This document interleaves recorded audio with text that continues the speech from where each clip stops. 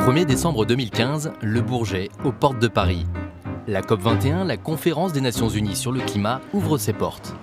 Il ne reste que quelques jours aux 195 chefs d'État et aux 14 000 participants pour parvenir à un accord mondial sur le climat. L'enjeu, limiter à 2 degrés le réchauffement climatique d'ici 2050. Les chefs d'État vont peser pour finaliser l'accord. Si c'est un accord au rabais, ça ne sera pas satisfaisant. Pour Ségolène Royal, la ministre de l'écologie, la COP21, c'est la conclusion de plusieurs mois de travail intense. Ici, les enjeux sont nombreux. Aboutir à un accord qui engage la planète. Et pour cela, trouver des compromis sur les transports, les océans, la biodiversité ou encore les énergies renouvelables. Mais c'est aussi promouvoir l'action de la France et assurer le lien entre les gouvernants et la société civile. Il n'y a pas de protection de la planète possible sans démocratie. Climate change is one of the biggest challenges we face today. Can we change? And the answer is yes, we can change. Just do it, voilà ce qu'il faut dire aux chefs d'État. Pour Ségolène Royal, c'est aussi l'aboutissement de 40 ans de combat. La protection de l'environnement, la défense des plus faibles et en premier, les femmes. Et l'action politique au plus proche des attentes du terrain. Ce 1er décembre 2015, pour Ségolène Royal et son équipe, le temps des dossiers est terminé. Il faut désormais descendre dans l'arène, expliquer, entraîner et convaincre.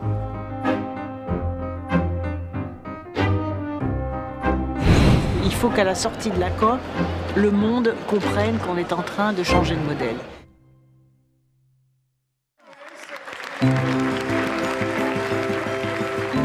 En ce premier jour de la COP21, Ségolène Royal inaugure les EGC, les espaces Génération Climat, un lieu d'échange et de rencontre entre citoyens et gouvernants. Ces espaces Génération Climat sont à vous. Et dès que nous avons commencé à les imaginer avec toute l'équipe de la COP21, nous avons décidé que la société civile et toutes ses forces vives devaient pouvoir disposer de vastes espaces mettant en valeur l'importance et le rôle et la variété des actions de la société civile qui bien souvent préfigurent avec un temps d'avance celle des gouvernements. Vous êtes ici et je compte sur vous pour entraîner cette dynamique des espaces Génération Climat qui sont à vous. Pour Ségolène Royal, il s'agit d'une conviction ancienne. Ce sont les politiques qui sont en retard sur la société civile, et non l'inverse. Donc la démocratie, c'est quand chacun se sent co-responsable de ce qui se passe. Et la société civile a souvent été en avance, a souvent tiré la sonnette d'alarme avant, mais les élus de terrain aussi font partie de la société civile. Moi, je me souviens avoir mené des combats avant même que ça soit dans la réglementation. Et donc, ils ont été à la fois lanceurs d'alerte, ensuite ils peuvent peser sur la négociation, et ensuite, surtout, ils peuvent se saisir de toutes les décisions qui seront prises. D'abord pour être vigilants, pour dire voilà, vous avez décidé ça, nous, on va y participer, et en plus, on va vérifier que ça soit bien fait. Démocratie participative, mais aussi volonté politique. En août 2015, Ségolène Royal a fait adopter une loi sur la transition énergétique qui fixe des objectifs ambitieux pour concilier croissance économique et réduction des émissions de carbone. La COP21, c'est aussi l'occasion d'échanger des expériences entre dirigeants ou de répondre aux sollicitations des médias. Je suis l'ancien ministre de l'Environnement du Québec. Oui. J'ai été très impressionné par votre loi sur la transition énergétique. Eh bien, merci beaucoup. Et je vais en parler avec les gens de votre gouvernement parce qu'on veut s'inspirer de votre loi. D'accord. Au cours des 50 dernières années, l'homme a consommé plus de ressources naturelles que dans les 35 000 ans qui ont précédé. Le réchauffement climatique n'est plus une menace pour le futur, c'est un fléau qui frappe déjà les populations les plus fragiles. Cyclones, sécheresses, inondations, un volet de l'accord concerne déjà les victimes du réchauffement climatique. La question est de savoir comment est-ce que des peuples qui subissent les tornades, qui subissent la destruction de leurs maisons, qui subissent les migrations forcées, etc., comment est-ce qu'on va rechercher des solutions pour leur donner une force nouvelle, pour surmonter les problématiques et les transformer en tremplin pour reprendre le chemin de la vitalité et de l'harmonie. Et aujourd'hui, nous allons donc signer des accords de coopération qui sont d'ailleurs dans cette logique-là de la résilience. La résilience, c'est être plus fort ensemble à partir des épreuves que nous subissons les uns les autres. 1, 2, 3, vous voyez? Là, c'est toute une organisation.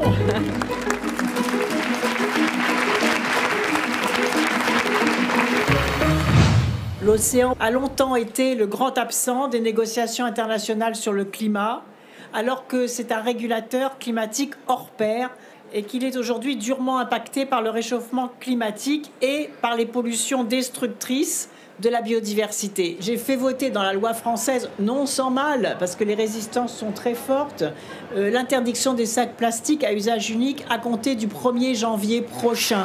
Et je vois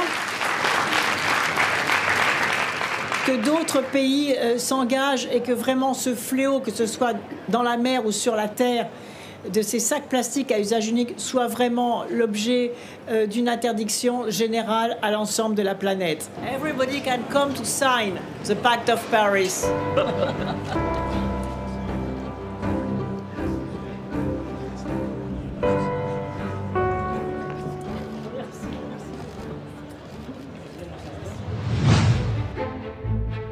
Parmi les principales sources d'émissions de carbone, les transports urbains.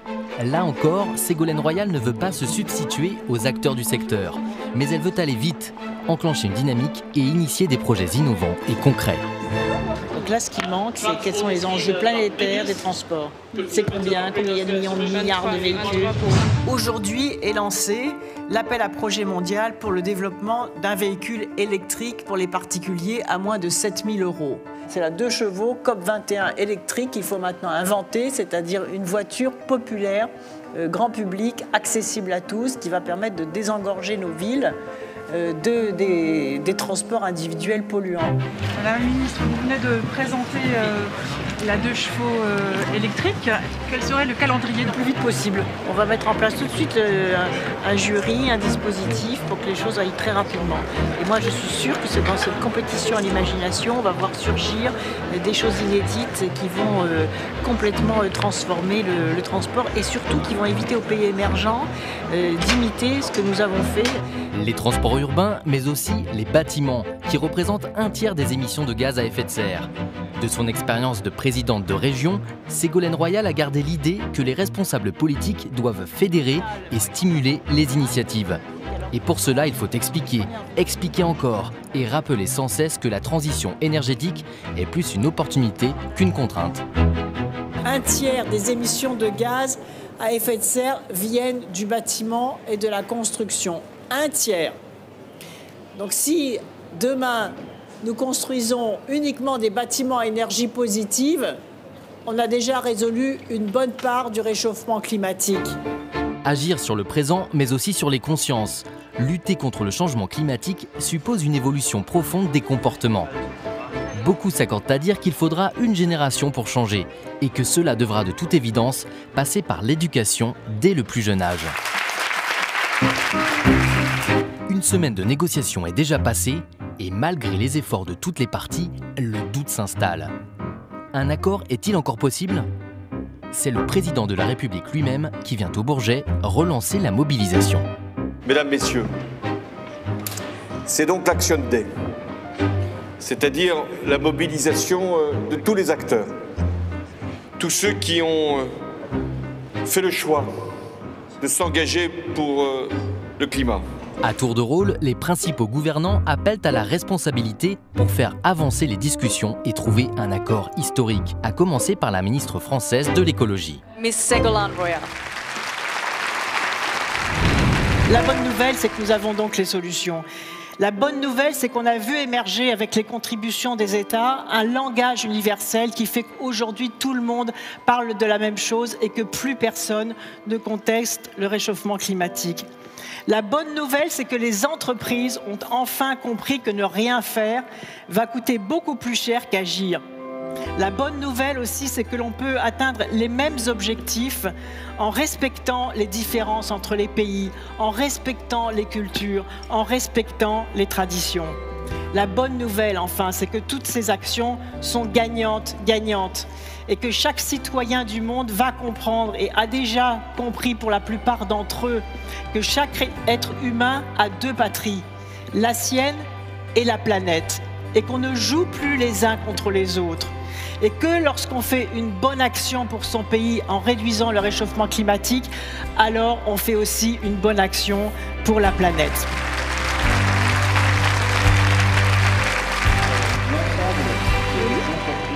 Dans les allées de la COP, on croise les gouvernants de tous les pays, mais aussi des personnalités que l'on voit d'habitude sur les écrans de cinéma. C'est pas des people parce que c'est des gens qui, après tout, qui pourraient être ailleurs qu'ici, hein. Et qui viennent, attention, et qui donnent de leur temps et de leur énergie. Et on en ferait plus même, je trouve. Après Sean Penn, rencontre impromptue avec Leonardo DiCaprio, mais aussi Michael Bloomberg, l'ancien maire de New York, président de l'association des 40 plus grandes villes du monde. Ségolène Royal. Pleasure to meet. That was a fantastic event yesterday. That was unbelievable. Glad you could come. Thank you for participating. Makes a difference. She did all the work. You did all the work. Are you optimistic? Am I optimistic? It's a complicated question. I'm optimistic that we're finally going to do something, but after traveling the world and seeing some of the effects so far, you know, you really have to move incredibly fast. That 2-degree threshold is pretty scary. Thank you guys for everything that you're doing. I think I'm going to go in and continue my interviews. We had a great one with you. You can improve the quality of your life. We can find other jobs for people. We can find other sources of energy.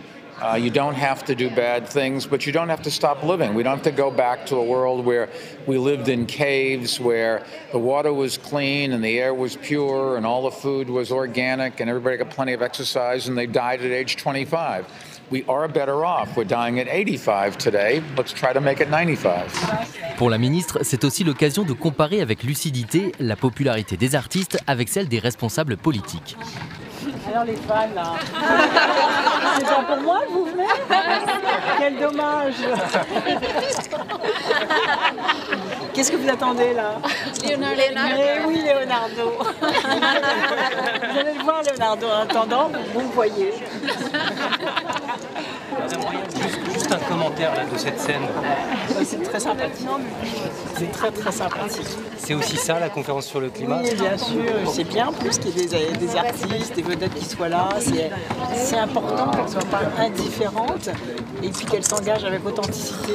Regardez, c'est joyeux, c'est formidable. C'était un petit bain de foule. Un petit bain de foule, mais c'était pas pour moi, mais quand même, j'en ai profité. Au programme de la deuxième semaine, la transition énergétique et l'indispensable passage des énergies fossiles, qui représentent encore 80% du mix énergétique mondial, aux énergies renouvelables. Ça va? Bon pied, bon oeil? Aujourd'hui encore, 2,5 milliards de personnes dans le monde n'ont pas accès à l'électricité. Comment répondre à ces besoins de développement sans faire exploser les émissions de carbone? Et comment passer du discours aux actes? Il s'agit de changer de modèle énergétique, de savoir comment nous allons le faire et comment à l'issue de la COP 21, ceux qui sont à l'écoute en dehors de cette salle, en dehors du Bourget, dans le monde entier, pourront se dire ils se sont réunis à Paris, ils ont non seulement fait un accord ambitieux, mais en plus ils ont mis en place des solutions efficaces, des solutions concrètes, des solutions qui vont rapidement monter en puissance pour remplacer les énergies fossiles par des énergies renouvelables. Si on veut que le coût de la transition soit de plus en plus faible, il faut accélérer cette transition. C'est ça l'élément clé, c'est l'accélération, c'est dans le mouvement, voire dans les ruptures technologiques. Et tous ceux qui réfrènent, qui traînent, qui mettent des obstacles, qui sont parfois justifiés, parce que le changement est toujours un peu angoissant. Les gens se demandent mais quels vont être nos nouveaux métiers, notre nouvelle manière de faire. Et donc il faut leur donner un cap, les sécuriser pour pouvoir accélérer cette transition. Autre sujet majeur, l'urbanisation de la planète. En 2050, 90% de la population mondiale vivra en ville. Il faut pour cela imaginer des réseaux d'énergie, de transport plus respectueux de l'environnement. C'est pourquoi le ministère de l'Environnement a souhaité soutenir 212 territoires à énergie positive pour la croissance verte. Car là encore, il faut partir des expériences du terrain. Parmi les marqueurs de l'action de Ségolène Royal, il y a bien sûr la défense de la promotion des droits des femmes. Des femmes qui, en Afrique ou en Asie, sont souvent les premières victimes du réchauffement climatique. Mais aussi des femmes qui, comme Ségolène Royal, Mary Robinson, ancienne présidente de la République d'Irlande, Vandana Shiva ou encore Winnie Byanyana, la présidente d'Oxfam, sont depuis des années à la pointe du combat pour le climat. Venez, suivez-moi, on va parler des femmes, suivez-moi. Bonjour à toutes, il y a quelques tous, que je vois malgré tout présents dans cette salle. Moi, je suis vraiment très heureuse d'ouvrir ce pavillon en France pour cette journée du genre, cette journée des femmes. Les femmes ont longtemps été les oubliées des négociations climatiques. Que davantage de parité serait pour les femmes et pour le climat une excellente chose. If we want to learn about adaptation and resilience, ask expert women on the ground, grassroots women, because they know all about it and they can tell us all about it. Thank you so much, Ségolène, for celebrating women's power. We have a very beautiful word for it, which is not just the power in women, but the power in men, in the soil, in the earth, Shakti, the creative force of the universe. And that really is. I too will speak from the heart, like my elder sister Mary Robinson, and talk about this issue as a rights issue, as a human rights issue, as a women's rights issue. Alors j'ai coutume de dire quand je présente Femmes pour la planète que c'est un hommage à celles que j'appelle les lanceuses d'avenir. J'ai fait le tour du monde et j'ai trouvé ces belles initiatives très abouties. Elles sont souvent abouties parce que des citoyens, et vous allez voir des citoyennes, se mobilisent, mais aussi avec le soutien, et là on gagne beaucoup de temps quand on arrive à l'obtenir, avec le soutien des autorités locales, des municipalités, et encore mieux, évidemment, si les gouvernements appuient ces initiatives. Merci d'être venus aussi nombreux pour cet enjeu majeur. J'allais dire vive les femmes, allez, je peux quand même me le permettre. Les femmes sont les premières victimes du réchauffement planétaire parce que les pauvres sont les premières victimes. Et comme 70% des pauvres, c'est-à-dire qui vivent avec moins de $1 par jour, sont des femmes, les femmes sont les premières victimes du réchauffement climatique. Et en plus, elles l'observent puisque comme elles nourrissent leurs enfants, avant de se nourrir elles-mêmes, elles voient les difficultés de l'alimentation, elles voient la pollution de l'eau, elles voient la montée des déserts. Et par définition, les femmes sont à l'avant-garde. Et en même temps, c'est elles qui ont aussi souvent les solutions, parce que ce sont elles qui font les travaux agricoles, ce sont elles qui vont chercher le bois, ce sont elles qui font les adductions d'eau. Et donc l'accès aux énergies renouvelables est à la fois un soulagement pour le travail des femmes et en même temps une solution contre le dérèglement climatique. Merci. Ouais. Merci. L'ébauche d'un traité s'est dessinée. Mais ce nouveau texte ne fait pas l'unanimité. La ministre ne veut surtout pas se déconnecter du terrain. Elle a pris rendez-vous avec des ONG qui veulent lui faire part de leurs revendications. Quelles sont vos observations? Qu'est-ce que vous auriez à dire? Comment vous voyez les choses? If you ask me what I need to put in the text, I need the word transition, agricultural transition. I feel so lost and damaged as a farmer if this text is the final text of this agreement, the agreement that there's no deal, I think. Je partage tout à fait ce que vous dites. Et je pense qu'il faut justement que des voix comme les vôtres et tout ce que vous avez dit soient effectivement entendues. Et en tout cas, vous n'êtes pas venu pour rien parce que je vais faire remonter à la présidence l'ensemble de vos attentes. Et comme je les partage vraiment, je pense que c'est le cas aussi du président de la République. Nous allons veiller à ce que ces préoccupations soient là. La deuxième semaine de la COP21 touche à sa fin. Pour Ségolène Royal, c'est un marathon qui s'achève. 150 km à pied parcourus dans les allées du Bourget, une centaine de conférences et surtout des rencontres au plus haut niveau avec les États participants pour aboutir à plus de 70 décisions concrètes et opérationnelles. Reste un enjeu majeur, parvenir à un accord universel sur le climat. Et il ne reste plus que quelques heures pour peaufiner le texte. Mais si rien n'est joué, la ministre pense déjà à l'après-COP. Vous êtes partout, madame la ministre. Ouais. Moi, je me dis quand même, il faut qu'on soit là, il faut que la France soit présente. C'est le cas. Non? Si, mais c'est le cas. Ouais. Vous savez, les risques, après ces événements-là, c'est l'espèce de chute de la semaine prochaine et après la difficulté du redémarrage. Donc je pense qu'il est important d'avoir en mémoire peut-être les rendez-vous, soit des choses sur Paris, soit des choses à... De toute façon, c'est à inventer. Les Nations Unies sont avec leurs limites, mais une manière pour vous, pour la France, de maintenir l'élan et le momentum de Paris et de la COP21. Mais on n'aura pas de mal, parce que Ben Ki-moon est ultra mobilisé. Oui, il m'en a parlé d'ailleurs. Il m'a dit, faites-moi des propositions pour tout de suite après, dans la foulée de la COP. Dernier jour de la COP21. Après l'échec retentissant de Copenhague, après des milliers d'heures de négociations, un accord global semble à la portée des 195 pays présents. La ministre, accompagnée de la délégation, entre en salle plénière pour un moment historique. La question pour chacun de nous n'est donc plus seulement comment faire prévaloir mes positions, mais puis-je espérer mieux que l'équilibre général qui m'est proposé. Vous allez, dans cette salle, décider d'un accord historique. Le monde retient son souffle et il compte sur nous tous. Merci.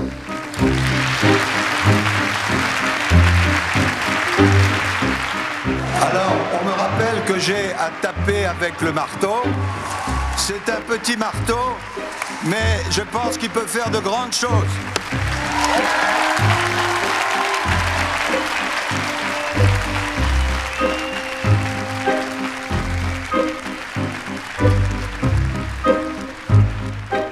Et pour vous, Madame la Ministre, c'est un grand jour? C'est des grands moments, moi qui me bats pour l'environnement depuis 40 ans, même plus. C'est bien de voir des choses comme ça arriver.